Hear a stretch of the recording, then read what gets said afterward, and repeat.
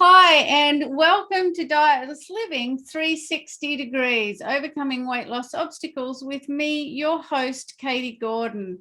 As a weight loss coach, I help my clients to overcome their weight loss obstacles so they can lose weight their way and lose it for life. But the old saying that it takes a village to raise a child also applies to achieving our weight loss goals, because some of the obstacles that we face in life are in other areas of our life. We have obstacles in our relationship, business, career, work, finances, family. And sometimes we have problems just with injuries or other more complex health issues that are impacting our weight and our health. And whilst how to overcome weight loss obstacles in 6 simple steps helps you to be able to maintain and continue with your health habits in those difficult and challenging times, we also need other professionals to actually help us resolve those obstacles. So with that in mind, Dietless Living 360 Degrees brings in those professionals to help you overcome your obstacles. And today we have the absolutely delightful James Browne. James has, over the last 22 years, coached and mentored many, many business owners. And what he noticed was that there was certain common traits amongst them, and that most of the problems that James came across in their businesses could actually be fixed by correcting the business owners first. But what he also noticed was that most male business owners, including himself in the past, have tended to leave it quite late before they actually put up their hand and ask for help, if they ask for it at all. James says that the reason that is that it's too often looked upon as a sign of weakness, which it definitely is not. James focuses almost exclusively on helping already successful male business owners in their 30s, 40s, and 50s fix the problem of where to go next in their business and life, so that they can move forward with clarity and authority through his Kingmaker program. So welcome to the show, James. It's so great to have you with me today. And could you tell us a bit about what you do and what the main way is that you help your clients? First of all, Katie, I'm so pumped to be here with you this morning. Good morning, Australia. Most business owners, they've achieved a level of success, and that success tends to follow a failure. So it's up and down, feast and famine. And many times in the journey, that has happened to them. And eventually they'll reach a point where they're kind of comfortable. They've stopped reaching towards their full potential. Or if it's their first time around the park, they're discouraged or they're struggling about, they're trying to birth a new enterprise. So it's usually that time when the world doesn't understand them, when they're working through personal change, or perhaps everyone thinks they're a little bit crazy. That's when they need somebody like me who's going to stand by them while they're fighting for their dream. Somebody that's going to give them good counsel, encouragement, strategy, resources, and access to my connections. So my only goal for them is to have them become the most confident version of themselves, making decisions that come from their king persona as opposed to their fears. Ergo, I give them everything that they need to make them happen and nothing that they don't. And that is simply what I do. I say it's business coaching. It's kind of personal coaching, but it's specific to male business owners because I've been through all of those problems. That's all that I do. And what a fabulous thing that you do, because, like you say, men don't put their hand up and say, I need a bit of help. So it's really challenging for them because it debilitates them in the end, doesn't it? It's horrendous. It's like those bumper cars, you're driving around and bumping into things. And it's not until you get out of that kind of mentality and find your own path that you can move on in your life. But I mean, the idea that I'm the king in my house and then my children don't respond to me, it kind of knocks your confidence. And if that happens at work, you got staff and they're not doing what you asked them to do, and you start losing your confidence, so you start getting angry with them. But it's nothing to do with anything other than what's in here. It's absolutely what's in here. This is a theme I've had over the last few interviews I've had. We've all gone, it comes back to just this one place. It doesn't matter what else is going on. It's this one place where the key exists to what we want to achieve. And I really do love what you do, because I just love the name of your program, Kingmaker, right? Because I read this book a while ago, many years ago now, by a lady called Alison Armstrong. And she does, she basically, I think her website's called understandingmen.com. If you're looking at that, it's a really good website for girls. But she works with the men as well. Anyway, she has a book, and she's talking about the men that women are looking for. And she talks about them as princes. She talks about them as princes and kings. Yeah. And, you know, so it's the princes, they're not looking for a relationship because they're still trying to build their life and get their stuff together. And it's the kings that we should be looking for, the men that are settled in themselves and they know where they're at. So what are some of the biggest obstacles that your clients have? Well, if I explain what's happened to me in the first place, Katie, that might kind of demonstrate the kind of people that I work with specifically. Everybody remembers 2007, 2008, what happened in the global economy. Yep. It affected everybody. There wasn't anybody that I personally know that wasn't affected in some manner. Now, at the time, I had been building a property business for the previous 6 years, and I was in the process of completing a very large project, and the bank had already agreed to funding, but then because they had a problem, they couldn't stump up the last of the thing to finish this project. Now, the project was just 6 months away from finishing. I was literally within 6 months of retiring. I would have finished the building site, paid off all the debtors. I'd have been left with a small portfolio of properties, and I would have been financially retired in 2008.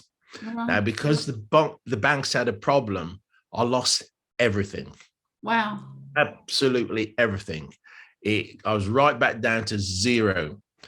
And as you can imagine, there was a huge disappointment. Yeah, huge disappointment. I can say it's disappointment. That would be a statement. Yes, because I was angry, I was livid, I was furious. But that's all negative energy. But what I was able to do, because I was struggling to find somebody to punch, to fight back against, and because the banks are so big compared to small businesses, there was nothing for me to do.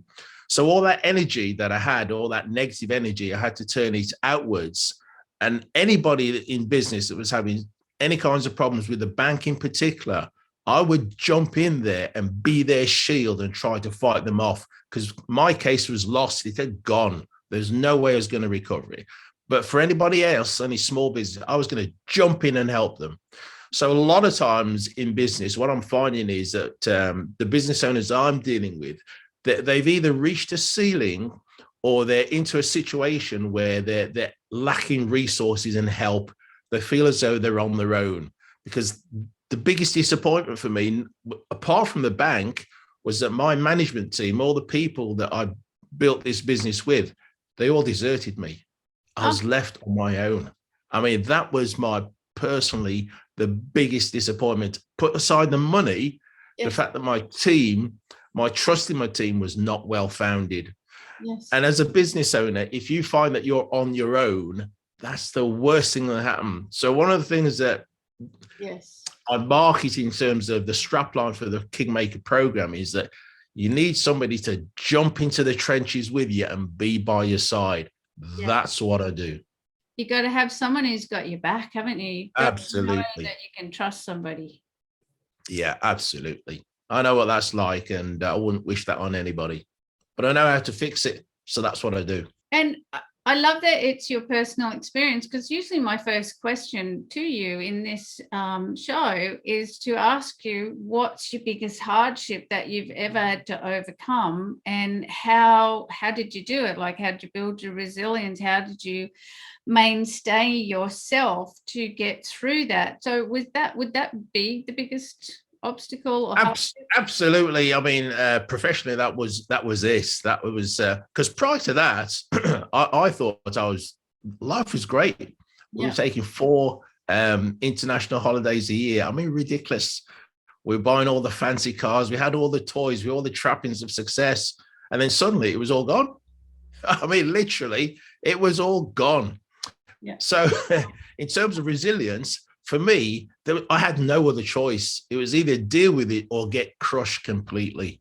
Yeah. And when your back's against the wall, you either cower down and shrink away, or you fight back. And for me, I found my fight. Yeah. Did your fight help you to overcome the fear of where you were? Because it would have been a fearful place, and the grieving, because like you said, you're only 6 months away from retiring. Not only the loss of everything, but you'd already written a script in your head of woohoo. Yeah. Well, 6 months away. Yeah, the fact is, I'd made promises. I said to my investors, look, we've just got to finish this 6 months. In the marketplace, as it was turning anyway, we thought that all we'd have to do was that if we couldn't sell it and make the profit, we'd refinance, pay back all the investors, keep the property, rent it out until at some stage in the future, we could sell the whole developments and then start again from there, because we knew that it would happen. And it did. It took 10 years for it to happen, for the marketplace to get back to where it was. But I knew that was going to happen. I tried to explain to the banks that was going to happen, but it didn't. So I don't want to harp on about the banks again, but more than that, I'd made promises to those investors, and I'd made promises to my wife. Yes. Now, my wife, any successful man that's doing anything that's got a partner will tell you that his backbone, his success is his wife. So if you tell your wife something and then you have to renege on that, that's like kryptonite. You know, you can't do that. You feel less of a man. Yes, absolutely. So at that point, you either do what you're going to do or fight, but there's no way it's going to go back home and shrink into the carpet and say, I'm sorry, dear, that's it, we're out on the streets. No way. Never to your queen. Never. And it's good. I think the anger is such a misunderstood emotion, because it really has a good place in helping us to leverage ourselves up out of despair and some of those other places that we go when the shit hits the fan, especially in a massive way. And it sounds like you leveraged that anger, not in a destructive way, but in a helpful way, because it ended up leveraging, you used it to sort of leverage yourself to then go and help other people, didn't you? Absolutely. I mean, anger is just another form of energy. It's like electricity. You know, if you work electricity right, we've got lighting, we've got computers, we've got energy going on. But if you stick your finger into electric socket, that's not a good idea. It's just energy. So for business, the people that I deal with, they get to a point where enough is enough. They've had enough of having enough, and you take some kind of action. One of coming to the weight situation, I have to say that in all those years that I was successful, I was living a certain lifestyle. We were dining out at restaurants and all that kind of stuff. And after about 2 or 3 years, I found myself having to buy new suits because A, because I deserved them, and B, because I was a little bit larger than that, a little bit more generous in size. Times were showing. And I would literally have, anyway, I was large. So that's part of the thing. And then it came to a point where enough is enough. It was affecting my health and I couldn't do all the stuff that I wanted to do. And it's all coincided with everything that was happening in business. And it's one of those things, you either do something or you don't. You get to a point where you've had enough of having enough. Yeah. And that's true with business, with your weights, your personal life, all those kind of obstacles. You reach a point where you've got to take some kind of action. That's it. You reach a point where you just basically draw that line in the sand, don't you? And you say, Yeah. fed up with being fed up. So do you find with some of the businessmen that you work with that is it their health, they let go of their health as well while they're struggling in their business, or is it just more on a financial? I know it would be all over things, but in your bio it said, you say about, you start to see the common traits, and you understood that it's really when they fix themselves that impacts and turns the business around as well. So is it how they're treating themselves in a health respect as well? Unfortunately, most men's in the age group that are in their 30s or 40s, you mistreat. Oh, no, you don't mistreat. You abuse your bodies. You assume that you're always going to be strong. And then there comes a point where you're not as strong as you thought you were. 2 incidents indicated to me that I was getting older and I was getting weaker.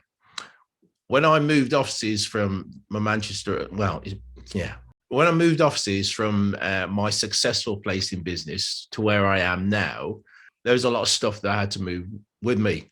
A lot of that stuff I physically moved myself. So at the time I was strong, physically strong. And then 2 or 3 years later, I had to move office to a smaller size office that was a bit more consistent with my funding. And the big pieces of furniture that I moved on my own, I actually couldn't move on my own anymore. So, in the 30s and 40s, you think you're indestructible. You carry on doing stuff on the basis that I'm always going to be this strong. And the fact is, you're not. Yeah. So many of that age, you tend to abuse your body simply because you think you're always going to be strong. And that's not the case. Yeah. And my son, I remember having to chase after him when he was a young lad because he was being naughty, and I was just trying to grab hold of him, and he was laughing and running away from me, and he was always going to be faster than me. But what I had then was stamina, and I just kept going, but I never caught him. Whereas when I was a younger man, I'd have been all over it. Yeah. So there comes a point where things happen that you realize that you're not as young and as strong as you used to be. Yeah. And it's just, you've got to accept that. So you've got to look after your health as you're going along. And we tend to ignore it. We just assume we're always going to be fantastic, but we're not. And it's that when our body, it's amazing the connection between keeping physical strength. Like, the difference between a day where myself, and the same for anyone, where you do exercise and you start your day with exercise and you power off through the day, and the days where you go, oh, gosh, I'm tired, I don't want to. It's chalk and cheese in your mental state, isn't it? Yeah. So tell me, James, what is one of the biggest risks that you've ever taken in your life, and why did you do it? First of all, I'm not really a risk taker. I manage my expectations about a situation. And if I can live with the possible outcomes, then I proceed. So to me, it's not a risk. I look at something and it's either going to go this way or that way, or anything in between. If I can live with that, I'm all over it. Yeah. But I think perhaps the most foolish thing I've ever done is signing a personal guarantee at the bank. That was foolish. It wasn't a risk because I believed that we'd finish the site, we'd make a load of money, and it was not a problem. So it didn't seem to be a risk.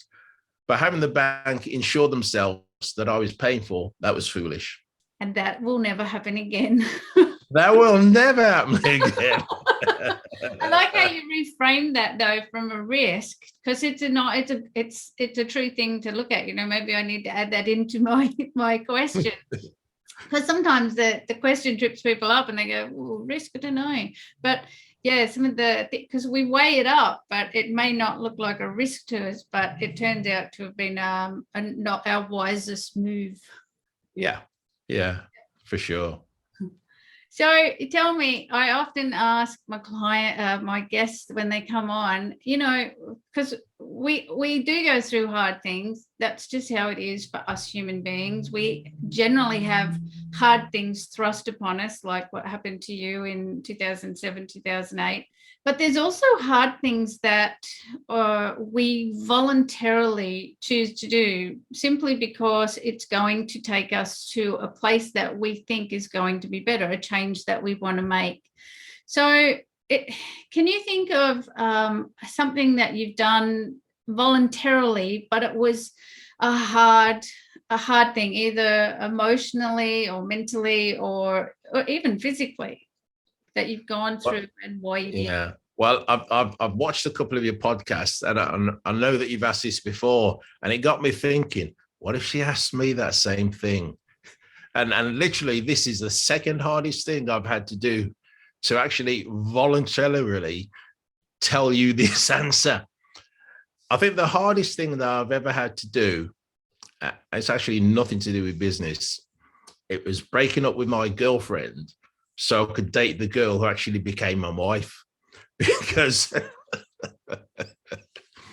the girl I was going out with before, the girlfriend, she had model looks. She was stunningly gorgeous. The long legs, the beautiful face, everything about her was absolutely superb. And I'd known her a long time. We actually went to school together, and I didn't see her for a long time. And then I sort of saw her again, and she was suddenly this model. And I'd say physically stunningly beautiful. But I hope she never sees this. But she, good looks, over time will fade. Yes. So what my wife had was a huge personality that was always going to be there. Wonderful person inside. So my wife, my wife would have been, if my model girlfriend was a 10, my wife was probably a 7. Yeah. Now, I know you shouldn't grade people like that, but in terms of the visual appearance, yeah, you were trying over here. Yeah, she looked tremendous, and over here she was just okay. She was doing okay. But what I know now, and I'm trying to express to other men today, the thing that looks good over here, you've got to see what's behind it, because will it look good in 10, 20, 15 years time, something like that. So my wife had huge personality and huge intelligence. And what struck me, I approached her with a situation that I was dealing with, and she came up with an out-of-the-box answer, and it surprised me. And I'm thinking, wow, that's like a Queen statement. I mean, I didn't think of it then as a Queen statement, but it's just out of the box, a different kind of thinking. And my model girlfriend, I posed the same question to her, just in conversation. And the answer that she came up with was, how can I put it? Not satisfactory. So the hardest thing I had to do voluntarily was break up with this stunner so I could go out with this other girl who eventually did become my wife. And I'm going to ask you this question, although I think I know what the answer is. But after you started dating the woman who became your wife and you fell in love, did she not become a 10 for you? Like, love makes people so much more beautiful in our eyes. Yes, that is true. And again, this is the second or third hardest things I've voluntarily had to admit. After the birth of our first child, the first one, my wife put on some weight, and she suffered emotionally, and I didn't recognize it because in my eyes, she looked the same, but quite clearly she'd put on some weight. She looked different. And unfortunately, that happens to all women. I'm really sad to say it really does happen with all women. With men, they choose to get overweight by abusing their bodies. So my wife had put this weight on, and I hadn't recognized it. I really hadn't noticed it. And we took this picture while we were away on holiday, and then I saw it. The picture quite clearly showed she was physically different to how she was. But in that interim period, about a year and a half, I literally had not seen it. I was blind, absolutely blind, because I was in love with the person inside, and I physically didn't see her. the thing that I failed with was that I didn't see the whole true picture and how it's affecting her. So the answer to your question, yeah, the love thing, if you love the internal person, then literally kind of what they look on the outside doesn't kind of matter. But you just need to be conscious of how it's affecting the other person. Yes. So what I'm getting from that is that your view and love of your wife allowed you to not notice that she'd put on weight, which is a compliment. And at the same time, because you didn't notice that she'd put on the weight, you didn't notice that she was struggling. So you weren't able to help her? Is that absolutely right? I mean, literally, I tell men in business that the way you look at the bright, shiny object, you've got to think about what's going to happen afterwards. Yeah. And it's about having the proper vision about your circumstance and everything that's around you. Well, thank you for being so honest with that question, right? Because I can see that was a bit of a struggle for you. And that is the best part, right? That is the candid vulnerability of a real answer that shows, like, that's what we connect with. You know, anyone can tell any kind of story that we like that's, you know, polished and easy to deliver. Yeah. But I really do thank you for sharing so candidly that particular story, because it's true, right? We go for the I've gone for shiny boyfriends too in the past. And the reason I asked you about did her beauty change after you fell in love was because there was a particular person that I dated for a while. And when I first met them, I liked them. They were a nice human being, but I was not attracted to them at all. And then as the relationship grew and I fell in love, that other person didn't exist for me anymore. This person I was looking at was the most handsome man I'd ever seen in my life. and it, even though I'm not with that person anymore, I still look at the same photos and I still see the handsome man. And I wonder how my, you know, like there's a change in your brain, how my brain at one point said, I don't find that man attractive. And yet, you know, after falling in love, most attractive man I've ever seen. You know, it's the perception of things. And you're right, not that relationships are the same as hiring, although sometimes you hire for traits. Yeah. And it's the traits of your wife. She's an outside human being. Yeah. So tell me, James, what does fun look like for you? That's a strange question. I don't say everything's fun for me. I do things that I really enjoy doing, but the fun thing is actually doing nothing. I have a small grandchild. He's 7, or he might be 8. And he kind of just sits there. He lies on the grass, crosses his feet, looks up at the sky, and he's sort of doing this. And I say to him, "What are you doing, Lucas?" And he'll say, "Nothing. I'm just chilling." And I'm thinking to myself, he's having the greatest, funnest time ever. So the idea that I can just do nothing sounds like absolute fun to me. One of the things that I like to read and research things that are outside of my scope. So one of the things I've been reading is about the human endocannabinoid system, and that we've got this, and we're taking phytocannabinoids from plant products. And one of the things that it's talking about is keeping that in balance. And I think we don't spend, as humans, as adult humans, we don't spend enough time being childlike and just doing nothing and just daydreaming and having fun. So for me, I've consciously made the effort to just, from time to time, do nothing. And then what I used to do was binge watch television, and that was my fun. But I was just replacing doing something in the office by doing something at home. So now my concept of fun is just to do nothing. I love that. Have you read the book, The Tao of Winnie the Pooh? You know, the Tao, the ancient Chinese wisdom and philosophy. So there's a book called The Tao of Winnie the Pooh, and it is the best book. And if you get it on Audible, it's even better because it's read and you've got all the character voices in there.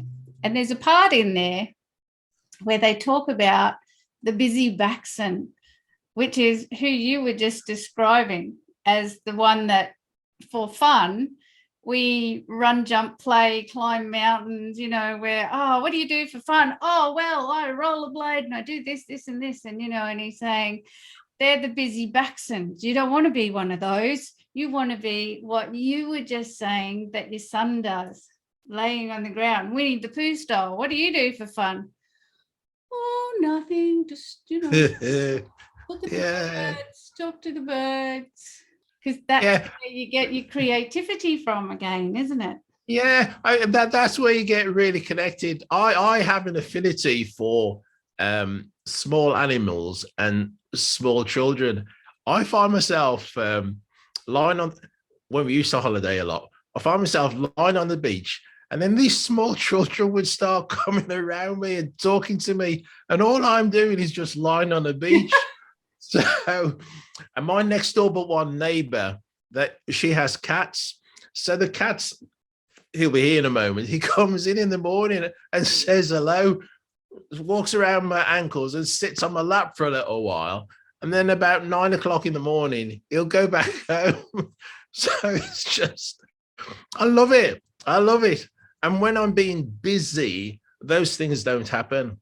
Yes, because your energy is different, right? Yeah, absolutely.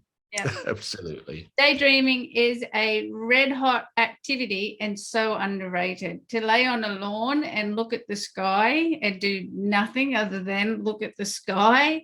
One of my favorite things to do, and I don't do it enough, I have to say, is in Brisbane. There's a really great place across the river not far from me called Southbank. And they've got a beautiful green area. They've got a couple of spots there, but there's this one place. It's a nice, gentle, sloping hill and a flat bit's right on the river. And on a Sunday, they have a band will play there, just a, background band. They're just background noise or music, but everybody comes and they set up their little picnic tables and stuff in little groups, and there's loads and loads of little children running around and having a good time. And my idea of real fun is to do exactly what you said. Go and lay on the lawn, look at the sky, listen to the laughter of the kids, and just sit up and watch them play. It's such a different world that you forget about because you spend all day sitting here looking at the computer. Yeah. Listen, I just want to throw it again because I saw it again. I saw something this week. It was on TikTok. There's a picture of animals just having fun, dogs in particular. And there was this French bulldog running down the ski slope. He was motoring down this slope. I've never seen a bulldog run that fast. And it was stunning to watch because it was so fun. And I thought to myself about when you take your dog out for a walkies, dogs aren't meant to just have walkies. Dogs are meant to run and have fun. And I thought that's brilliant. And we just don't do enough of what makes us have fun. Yes. We're so trapped up in the business and go to work and being on our own. We need to make time for fun. Absolutely do. And we get so into the maturity of ourselves, don't we? Well, I'm older now. Well, I can't be running around being a, silly willy and having a good time. I have to listen. If you're not an adult by the time that you're 40, you can still be whatever you like. So I take the view. My 40th birthday party, I went to a children's water play park, and I made all the adults get into the cozies and just have fun in the fountains. Now, I know that there was some in the family that didn't do that, and I knew that they were old, and I don't hang around with them anymore because I don't want to be like them. My dad always said, growing old is, Growing old is not optional, but maturing is. And his thing, we didn't get to do it for his funeral because he didn't have a proper funeral. He had just a memorial, but he used to say, when I die, can you put a whoopee cushion under everybody's so when they all sit. Yay. My kind of guy. Have a good humor, Pop. So tell me, James, what do you do for relaxation then? Is it a bit like what you've discovered is good for doing for fun? No, I mean, fun and relaxation are different things. For relaxation, I like to read, and like physically read a book. I like to turn the page. I like to feel the pages of a book. I like to make notes in the book. I like to return backwards and forwards to a book. I've always liked reading. It allows me to view the world from a different perspective. I'm not talking about fiction or anything like that, but I'm not talking about hard scientific literature either. I'm just interested in knowing stuff. So for relaxation, I read. Nice. Do you have? That's a bit boring, but that's what I do. Because I love reading too. It opens up new worlds and connects the dots on so many things. It's amazing how you can read a book. Yeah. Books that are unrelated, but they actually make a connection together. Oh, I'll tell you something else that I've read just recently while I was balancing my endocannabinoid system. People talk about CBD, and you always know when somebody's been having a smoke, because afterwards they get a munchies, and I understand that's because of the THC content in whatever it is that they're taking. Yeah. But I didn't realize there was also a THCV. So Right. the THC that's in one of the components that's in your CBD oil will make you have the munchies when you come down from it. But the THCV, which is in the same plant, is an appetite suppressant. All right. So I've learned that recently. So you do have to be careful about the CBD products that you're taking, because it needs to do whatever it needs to do. And there are lots of CBD, CBG, CBA, THC, THCV. So in reading this, I've come to realize that this plant, which is a natural plant, does many great things, and the body's adapted to accept these things. Now, we used to receive a lot of that support and building up our system through food, through eating plant products. But because the quality of our food is reduced, we tend not to see that. So just reading has just sort of expanded my idea about these things. So the idea of smoking the stuff and whatever, there's more to it than just that. CBD pills. Yeah, there's more to it than just that. Yes. So it's very interesting. I like to read. Do you have a favorite book that you go back to? Yeah, I can't remember the author, but it was called Zen and the Ways. Oh. A blue book, hardback book I had when I was 16 years old. And there was a chapter where it talks about you can only understand what you can understand at that time. And it talked about reading and knowledge, and you do what you need to do based on the knowledge that you had at the time. Yeah. So this book I read up 16 years old. I'd read this book up until this particular chapter, and I couldn't go any further because I didn't understand anymore. That was the limit of my emotional thinking. And I go back to it from time to time and reread it again and see how much further I can get into the book. Now, I'm sure that the book itself is not the issue, but I set a mindset in myself that said, can I understand the whole of this book? And I'm just working my way through the book, and I keep going back to it to see how much further I can get. And I think when I can get to the end of the book, I will achieve enlightenment. It reminds me of, it's a joke shirt I saw somebody wearing. It says, I can explain it to you, but I can't understand it for you. Now, it was a joke shirt, and it's meant to imply somebody's not very intelligent, but no truer words were ever said, right? Yeah, absolutely. And that's what that book is saying to you. I can explain this to you, but until your understanding catches up. Yeah, absolutely. Brilliant. I'm going to look for that book. What was it called? Zen Ways? It's called Zen and the Ways. Zen and the Ways. So tell me, James, how did your earlier career choices actually lead you to where you are now? I don't know is the honest answer. And I don't think that I don't think there was any kind of logic in it. Yep. Where I grew up and went to school, basically the boys became engineers and the girls became secretaries or nurses. That was your career choice. So I went into engineering and I loved it because it dealt with numbers and it dealt with real physical things. I excelled at it, absolutely loved it. Got the degrees, got everything that I needed to get, and got to about mid-20s and realized that I wasn't going to be able to cope with another 40 years of doing the same. But as part of what we were doing, we had to make photographic records and all the bits and pieces for these projects. So I thought I'd go into photography. So I did. I don't know why, but I just thought I'd, start taking pictures. And fortunately, a friend of ours had a photographic studio. So I went to learn from them in the studio. Shortly, literally within the first 18 months, I realized that this wasn't going to keep me, fully enthused for the rest of my life either. So I decided I'd go and be the best photographer I could be. So I went into medical photography, which was, again, kind of technical, but it's still creative. And I thought, well, brilliant, I could do that. That didn't work out either, because after a little while, got married and realized that the income, the earning potential for medical photographers wasn't going to support me and a family.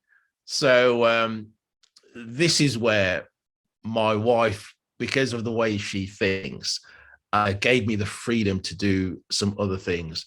So what happened was that she was a nurse, and that's how I met her, through medical photography. So our wages were about parity for a little while. And then in the UK, what happened was that on the technical grades that worked in the health service, we had a percentage of whatever the nurses got. So over about 3 to 5 years, the income started to separate. So she started to earn more than I did. So when the children came along, it made economic sense for her to keep working and for me to quit my job and just look after the children, which I did. Yeah. And it was tremendous experience for a father to be tight with his children rather than being at work and rushing out and not giving them any time. There is a downside to that, is that my wife then became the breadwinner and the kind of pressure was on her. So there's always a trade-off. There's always a balance. But that flexibility that allowed me, and the support that she provided for me, allowed me to try different things without too much worry. So I went into little businesses, tried different pieces of things, because I still had the engineer's mindset, so I knew what I was doing. Yeah. So that engineer's mindset got me an introduction by somebody else to a property company in Manchester, which is where I got started. So I went in as a project manager. Right. Within a year, I was a director. Then I bought the company. And then the thing about the property company was that I went in with an engineer's mindset rather than the property developer's mindset. And I didn't know what you couldn't do.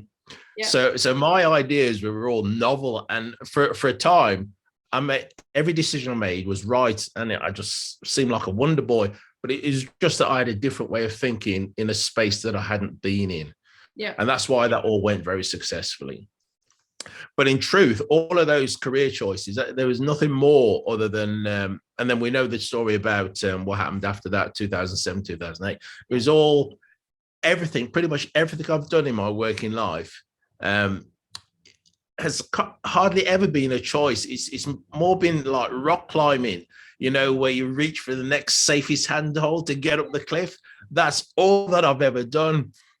As I say, I don't take huge risks. So I'm not going to stop what I'm doing now and suddenly decide that I'm going to be an astronaut or anything like that. I make safe handholds as I climb up the cliff. So that's what I'm going to be doing. But everything that you learn along the way adds to the skill bucket, doesn't it? That's the absolutely kind of the breadcrumb trail that tends to evolve. Everything that you've done along the way seems kind of unrelated, but everything's added to the skill bucket and the perspective bucket. I imagine from photography, you know, because you've got to get an eye for seeing things in a different way to what people see it. You know, it's picking out a portion of something or seeing a bigger picture. And I don't know what you take photos of in medical photography. Is that human bodies? Yeah, it's literally everything. And I think any visual material in the health environment is created by somebody. And it would have been made by medical illustration, medical photography departments. That's what we used to do. So you're looking at things that normally are blasé or not known by the average person, the tools of the trade. Yeah.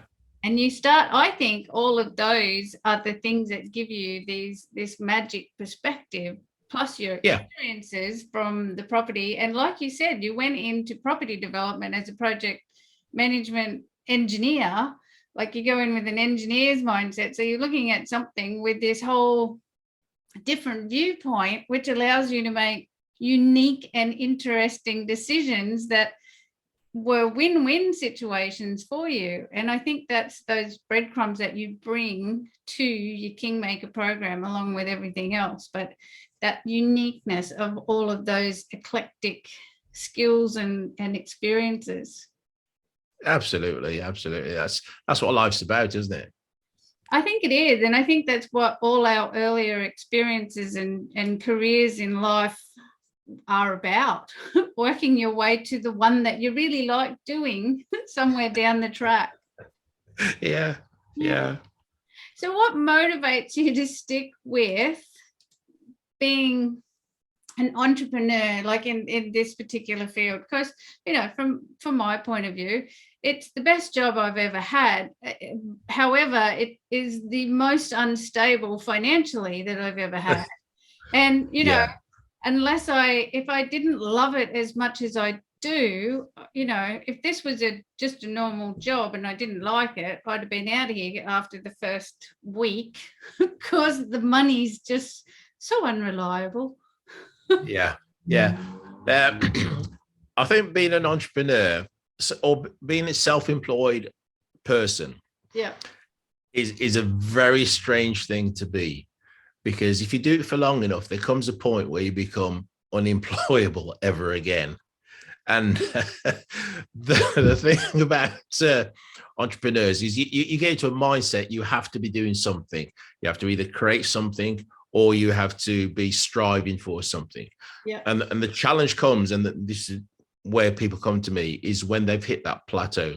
It's like, what do I do next? And it's about then regaining the clarity based on where you are now. Because I know a lot of coaches talk about getting you from point A to point B. Well, the fact is most people are already at point B. They've got themselves from point A to where they are now, which is point B. The challenge is looking into the future. You've got to be looking for a destination, which is point D. Yes. And what I take them through is point C. So we've got A, B, C, D. Point C is the change. Yes. And I'm the catalyst for that change to get you to point D, your destination. So it's as simple as that. You've got yourself from A to B. You need somebody like me to take you through a point of change and get a catalyst, something that's going to make you change, that takes you into your future. That's what life is all about, not just business. That's what life is about. Yes. So you're not just busy, but there's a point and a reason. Yeah, there's a reason why you do what you do. Yeah. And until you find your point C, your catalyst, you're just going to be at point B forever. You're just going to wander through life. Yeah. I like what motivates you, helping people get from C to D. Well, absolutely. B to C to D. Yeah. You've got to recognize that people have put the effort in and they are already at point B. They've made that journey from A to B. So if they can do that, they can do it again. But this time it's called C to D. Yeah. More volition. Yeah, absolutely. Absolutely. Yeah. Well, James, it's been such a treat talking to you today. So where can people find you if they want to know more about your business and the Kingmaker program and how you can help them? Right. The website is actually for the Kingmaker mentees that are going through the program. So waste of time going there. Yeah, best bet is to connect with me on LinkedIn. I think we'll put that in the comments or whatever. Yeah. So connect with me on LinkedIn. Just have a look for me. I'll be there, James Browne, or my full name to separate me from the other James Browne is James Wendell Browne, which is my middle name. So look for me there. Or certainly join. I've got a group on Facebook for people who are getting warmed up in the Kingmaker program, getting some information, getting to understand me, get to meet me and my concepts about life and business. And that group is called A Desire for Greatness. So it's Facebook/groups, Desire for Greatness, all one word, obviously. So that's your best bet. Join the group. There's a lot of good information there, or connect with me on LinkedIn. If you desperately need to speak to me, just email me as well. And you can do that by James@Kingmaker.